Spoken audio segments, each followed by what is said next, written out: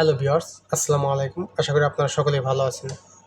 আজকের টিউটোরিয়ালটি হলো আপনারা অনেকেই পিসিতে অনেক জিনিস খুঁজে পান না, অনেক প্রবলেম ফেস করেন।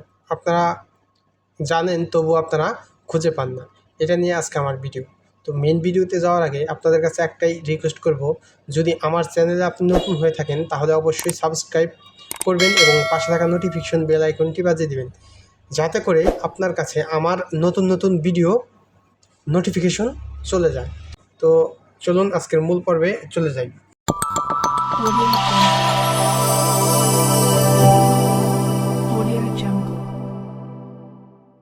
ফার্স্ট অফ অল আপনারা দেখবেন এই জায়গায় উইন্ডোজ বাটনের পাশে দেখবেন সার্চ অপশন নামে একটা অপশন আছে।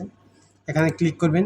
এখানে গিয়ে আপনি যা চান, পিসি থেকে যা চান, ধরুন আমি এখন ক্যালকুলেটর বের করবো পিসি, তো লিখবো কি CAL। দেখেন অনেকগুলো উপরে ওই দেখেন ক্যালকুলেটর অপশন চলে আসছে, যে ক্যালেন্ডার আসছে, ক্যালকুলেটর আসছে। তো আমি যদি ক্যালকুলেটর উপরে ক্লিক করি, দেখেন আমার ক্যালকুলেটরটা চলে আসলো। আপনি এখানে গিয়ে যা সার্চ দিবেন তাই আসবে। দেখেন আপনি কি চাচ্ছেন, আপনি চাচ্ছেন ফটোশপ আনতে, তো PHOTO ফটো, দেখেন SHOP ফটোশপ, দেখেন উপরে চলে আসছে ফটোশপ। ক্লিক করলাম, আমার ফটোশপটা ওপেন হলো।